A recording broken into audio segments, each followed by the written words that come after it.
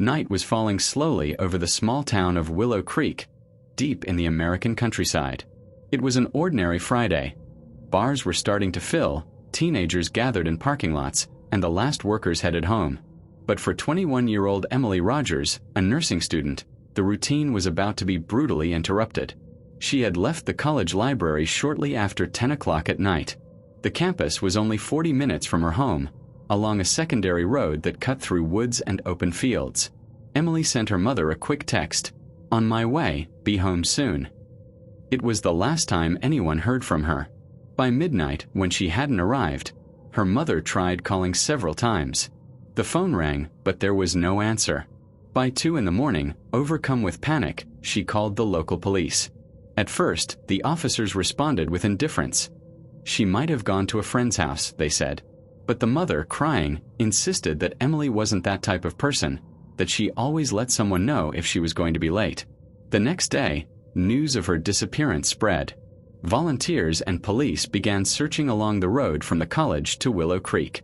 4 hours, nothing was found. Until late in the afternoon, when an officer discovered something. Emily's car, parked on a narrow shoulder, partially hidden by bushes. The scene was disturbing. The keys were still in the ignition, the driver's door left open.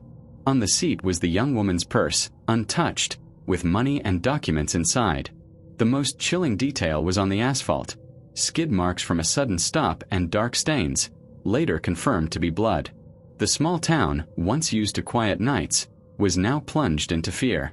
Parents forbade their children from going out at night, bars emptied, and the road where Emily vanished became a place people avoided even during the day.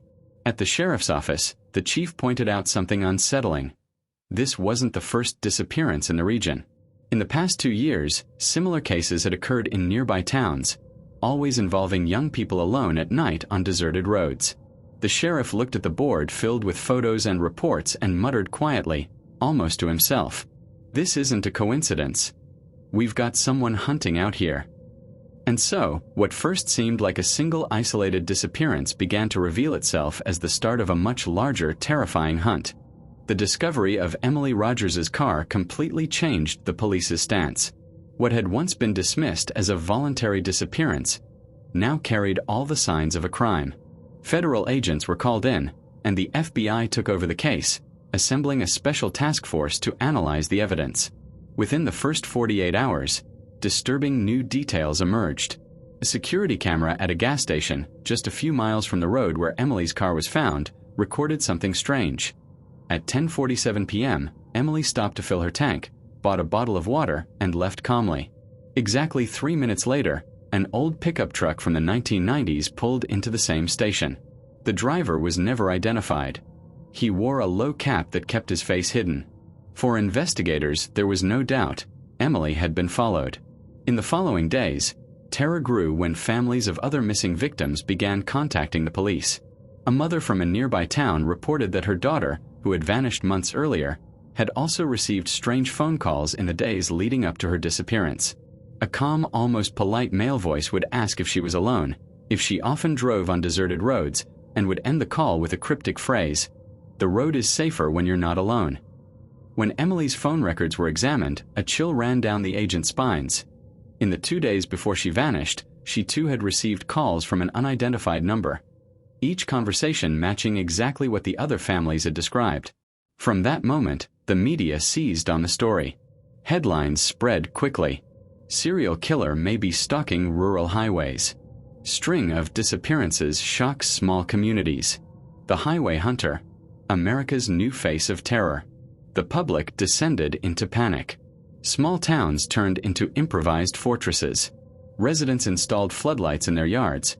Parents forbade their children from driving alone, and bars and gas stations closed earlier than usual. Meanwhile, the FBI began building a psychological profile of the killer. According to specialists, he was meticulous, intelligent, and deeply familiar with the local geography.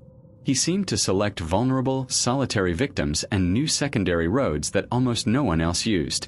He left no digital traces, avoided cameras, and moved as if he were always one step ahead. A veteran agent, Detective Marcus Hall, summed it up in a briefing. "This man doesn't hunt by chance. He studies, he observes, he waits for the right moment. He's a predator who turns the road into a trap. But what terrified people most wasn't just the disappearances. It was the possibility that the killer was watching the investigation, blending in with ordinary citizens, perhaps even shopping at the same markets and fueling up at the same gas stations as the victims' families. And in the silence of those deserted highways, one question haunted everyone. Who would be next? The case of Emily Rogers and the rise of the name, the Highway Hunter, spread a wave of paranoia across rural America. Nights were no longer the same. Empty streets, deserted bars, highways once seen as safe routes now avoided even in broad daylight. For the FBI, time was the enemy. Each day without answers increased the likelihood of another victim. Media pressure and the desperation of families forced the investigative team to adopt a bold strategy. Set a trap. The idea emerged during a closed-door meeting in a stuffy room at the Willow Creek Police Station. Maps covered the table, showing routes, disappearance sites, and potential locations where the suspect might roam. A clear pattern emerged. Always young women, always alone, always on secondary roads, usually on Friday or Saturday nights. He hunts when he knows the victim will be vulnerable. He doesn't choose the place by chance, explained Detective Marcus Hall, jabbing the map with his finger.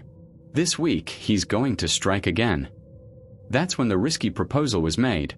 Place a female agent as bait, driving alone along one of those roads while backup teams lay hidden nearby, ready to strike. The one chosen was Special Agent Sarah Mitchell, 29 years old, seasoned yet still with the raw determination of someone unafraid of risk. She accepted without hesitation. "If this is the only way to catch him, I'm in," she said firmly, locking eyes with her superior. The silent road. On the night of the operation, the sky was overcast, moonless. Sarah drove a nondescript undercover car. Plain, ordinary, nothing that would stand out. She wore casual clothes, her hair loose, like any young woman heading home from college. In the passenger seat, a backpack filled with fake notebooks and books completed the scene. She kept the radio low, trying to seem natural, but her grip on the wheel betrayed her tension. FBI units were scattered in hidden vehicles along the road, connected by radio. The silence on the line was suffocating. For the first 20 minutes, nothing happened. Only the sound of tires on asphalt and the distant rustle of wind through the trees. Sarah began to wonder if maybe the killer wouldn't take the bait that night. Then headlights appeared in her rearview mirror. Distant at first, but closing fast. A dark, old pickup. 1990s model. The same vehicle caught on camera weeks before. Sarah's pulse spiked. She spoke softly into the mic clipped to her jacket. Visual contact. Black pickup. Older model. Maintaining distance. Her chief's voice came immediately through the earpiece. "Stay calm, agent. Continue the route. We're in position." But the vehicle behind her wasn't just following. At first, its lights stayed dim, nearly off. Then suddenly, the high beams blazed, flooding Sarah's car interior with an aggressive glare. She squinted against the brightness, her skin prickling with fear. The truck sped up, closing in dangerously, almost touching her bumper. Sarah tried to keep her composure, but her breathing quickened. Then the driver swerved violently, trying to ram her off the road. "He's forcing me off," Sarah shouted into the radio. "Stay on route. Backup's on the way," came the reply. The chase. The narrow, winding road turned into a battlefield. The truck lunged aggressively, slamming her rear bumper as she fought to keep control. The radio crackled with shouts, static, and frantic orders as adrenaline surged through the team. Sarah knew if she lost control, she was finished. But the killer seemed to enjoy it, as if it were a game of cat and mouse. Suddenly, his headlights vanished, swallowed by the dark. The rear view showed only black emptiness. Utter silence. Her heart pounded like a drum. Eyes fixed forward, she braced for his next move. And then he reappeared. The truck swerved alongside her, cutting across the lane with brutal force, trying to box her in. That's when Sarah spotted something else. A narrow dirt path branching off to the right, missing from the official maps. Without thinking twice, she jerked the wheel and veered onto it. The truck followed. "He forced me off the main route," "I'm on an unmonitored trail," she reported, but the static grew louder. The signal weakened, leaving only metallic distortion. The cabin. The chase ended abruptly when Sarah lost control in the mud and crashed into a fallen log. Her engine died. Silence. Then, the sound of the pickup stopping just a few yards behind. The driver's door opened. Heavy footsteps crunched on wet ground. Sarah crawled out of her wrecked car, injured but determined. She stumbled through the darkness until she spotted a cabin hidden deep among the trees. Its windows were boarded up, but faint light leaked through the cracks. Panting, she realized it wasn't just a hideout. It was a holding place. Peering through a gap in the wood, Sarah's breath caught. Inside, women's clothing scattered across the floor, purses tossed carelessly, photos of young women pinned to the walls, personal belongings arranged like trophies. And on a table, a thick notebook crammed with detailed entries. A journal. Then a voice sounded behind her. Low, calm, almost composed. "You drove well, but everyone ends up here." It was him, the highway hunter. The smell of damp wood and mold clung to the air inside the cabin. Sarah kept her gun steady, but her hands were trembling. With every step the man took toward her, her heart pounded harder, as if it might explode inside her chest. He wasn't in a hurry. His pale eyes glimmered in the dim light, reflecting the weak glow of the single bulb hanging from the ceiling. It was as if he were savoring the moment. "You drove well," he said in a low, almost cordial voice. "But everyone ends up here. Always." Sarah swallowed hard. The place was a macabre sanctuary. On makeshift shelves, wallets, earrings, and photographs were arranged like trophies. On the table, an open notebook revealed meticulous notes. Names, dates, fragments of phrases, descriptions of fear. Every page was a stolen memory of someone who would never return home. She took a deep breath, trying to mask her fear. "This ends tonight." The man smiled, as if humored by a child's naivety. "No, Agent. This never ends. You can arrest me, you can even kill me. But I'm not the only one. There are others. There will always be." Outside, the silence was broken by a distant sound.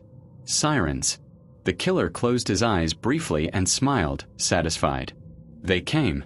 But they didn't come for me. They came for you." The tension shattered when he lunged suddenly toward Sarah. Instinctively, she raised her weapon, but she hesitated. For a fraction of a second, the two stood face to face, breathing the same heavy air. Predator and prey, waiting to see who would strike first. Suddenly, the cabin door burst open. Agents stormed inside, rifles aimed, their shouts cutting through the darkness. On the ground. Now. The man raised his hands slowly but didn't kneel. His eyes never left Sarah, as if she were the only one that mattered. And then, in a flash, he charged forward. The gunshot tore through the stifling air. He collapsed onto the wooden floor, body twisting.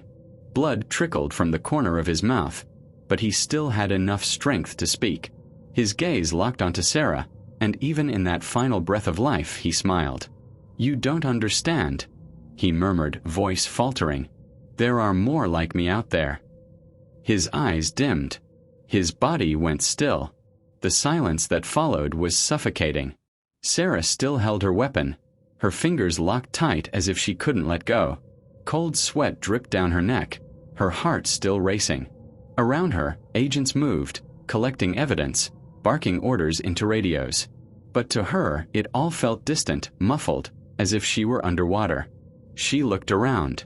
The walls covered in memories, the diary filled with notes, the cabin itself breathing tragedy. This wasn't just a crime scene, it was a collective grave. Sarah closed her eyes for a moment, trying to push away the phrase that echoed in her mind. But she couldn't. There are more like me out there. And deep down, she knew he was right.